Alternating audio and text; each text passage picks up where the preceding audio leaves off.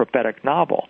So lo and behold, we're paying homage to the king of Atlantis, Poseidon, by recreating his temple in the crypt of the U.S. Capitol.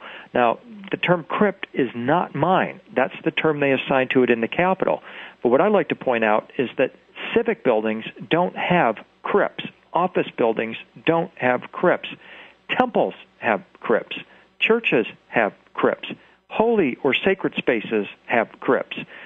The U.S. Capitol is a temple, and this is why it has a crypt. So that's the second story. The third story is directly beneath the rotunda, beneath the crypt. So let's think of a vertical axis just for a moment. If you drew a line from the rotunda right straight up into the dome, you would hit George Washington sitting in front of the open sun gate. You continue that line, it goes right straight through this gold dot in the center of the rotunda. The line goes down through the crypt. In the center of the crypt is a white star that is called the seed of Washington and marks the exact geographical center of Washington, D.C.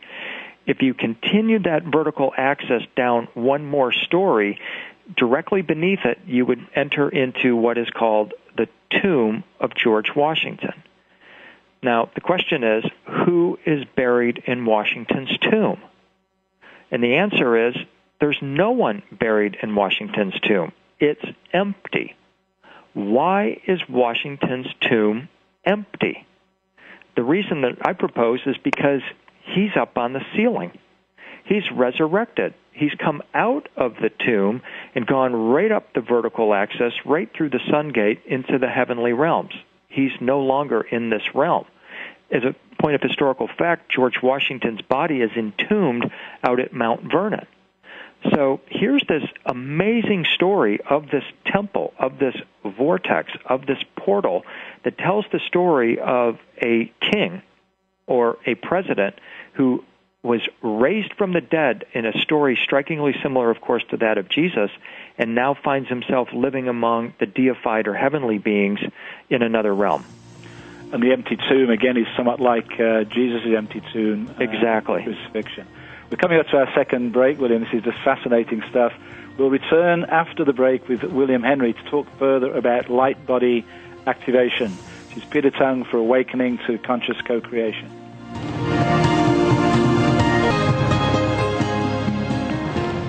Welcome back to Awakening to Conscious Co-Creation with your host, Peter Tounge. I just want to remind you of my own website, www.petertounge.com, where you can go to all of the wonderful archived shows for this particular series of shows, Awakening to Conscious Co-Creation, as well as to my heartcenteredjourney.com, the Ambassadors of Light program, and tomorrow evening, Thursday at 5:30, I will be putting together some of the energies from the recent 10-10-10 and my recent radio shows to bring us right up to date with what is happening in the world of consciousness.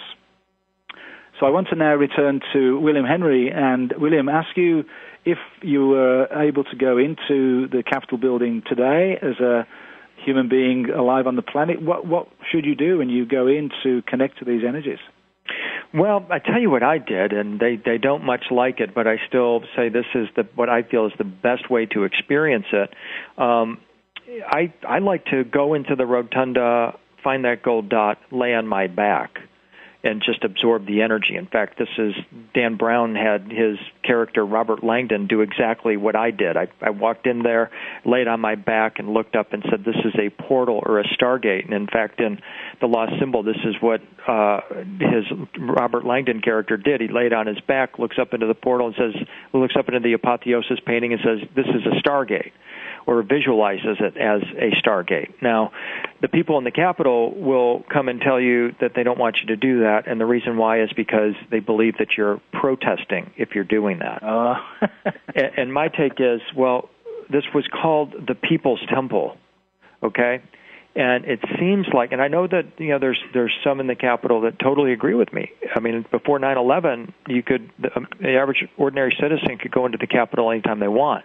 Now there's a $650 million entryway into the Capitol. In fact, they really aren't too keen about you going into the Capitol.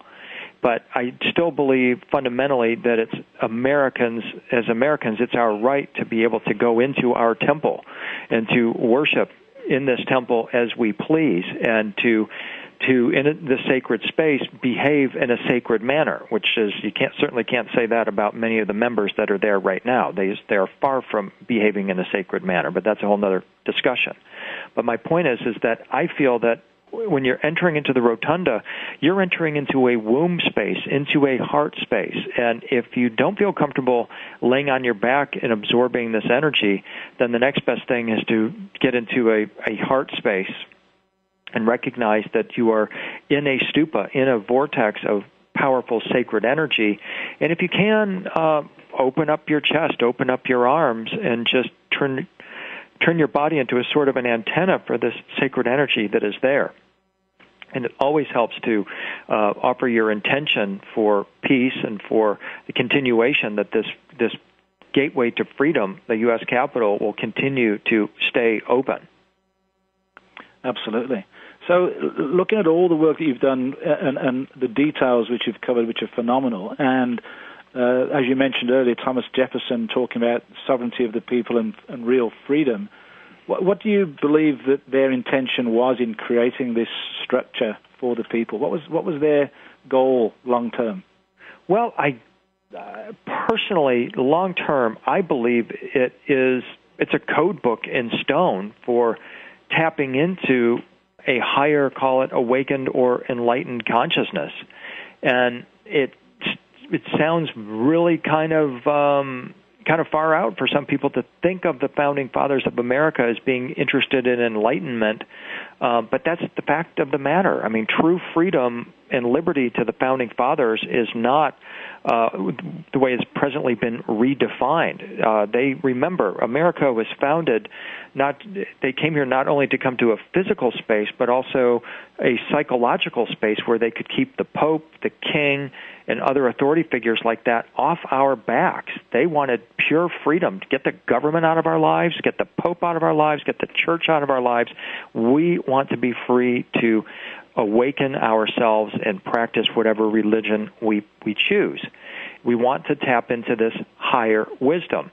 And in fact, long range, this is what I see in the dome of the U.S. Capitol. And I just want to connect a couple of dots to help the listener kind of understand where I'm coming from when I tell you why I think this is a gateway to a higher consciousness. As I mentioned, in the apotheosis painting, you have George Washington, a la Jesus, sitting on a rainbow with an open sun gate behind him.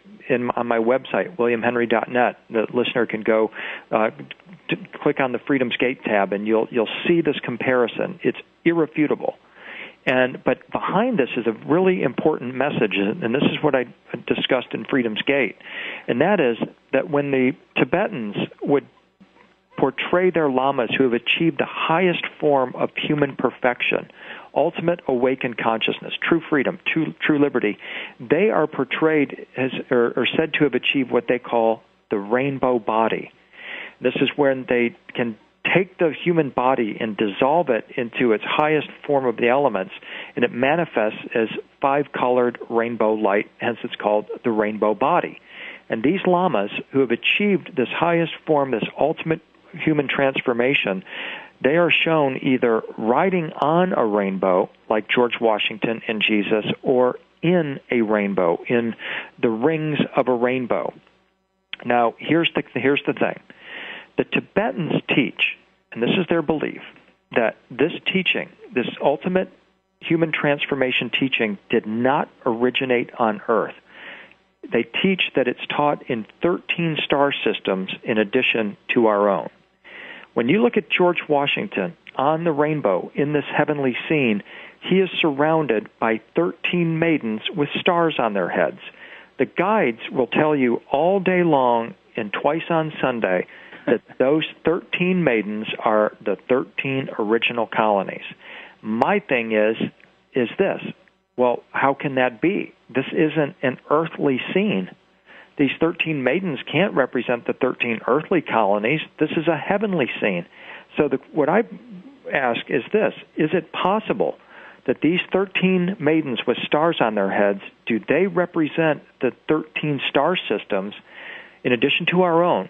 The Tibetans teach that this ultimate liberty and freedom teaching is taught. If so, it suggests that the new world order is when Sol, our sun system, our star system, is fully linked with this awakened consciousness that is shared by 13 other star systems. Wow, so this is what we are returning to. I believe this is what we are returning to. And while the Tibetans don't tell us, I've seen it chronicled where they say it's taught in 13 star systems. I don't know the names of all 13, but if you go into the Bible, if you go into the myths of Egypt, of Sumeria, which is ancient Iraq, Iran, and other cultures, you pretty well get a list that goes something like the Big Dipper, the Pleiades, Sirius, Cygnus, Lyra, Vega, and that's 6. So that's 6 right there. So there are potentially another 7 star systems, they're saying, that are linked in this chain of star systems where this awakened teaching is taught. And it just so happens that this teaching is codified in the dome of the U.S. Capitol. It's pretty remarkable stuff, isn't it? And what it suggests to me is that, okay, this is what it's about. It is about us waking up, which is something, of course, the church fought 500 years ago to keep the average person from knowing that Earth was not the center of the universe. They burned Giordano Bruno at the stake. Copernicus and Galileo had, of course, enormous problems when they proved that the Earth orbits the sun. We now know that our sun system, our star system, orbits the center of the galaxy, and this is